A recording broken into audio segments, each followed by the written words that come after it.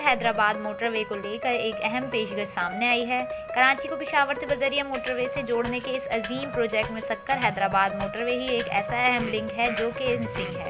इन तमाम मोटरवेज को एक्सप्लोर करें तो पेशावर से इस्लामाबाद तक M1 मोटरवे फंक्शनल है। इस्लामाबाद से लाहौर तक M2 मोटरवे फंक्शनल है। मोटरवे से ही पिंडी बटियान इंटरचेंज से M4 मोटरवे निकाला गया है जो कि मुल्तान तक फंक्शनल है। मुल्तान से सक्कर M5 मोटरवे भी मुकम्मल फंक्शनल है, लेकिन यहाँ सक्कर से हैदराबाद मोटरवे लिंक मिसिंग है।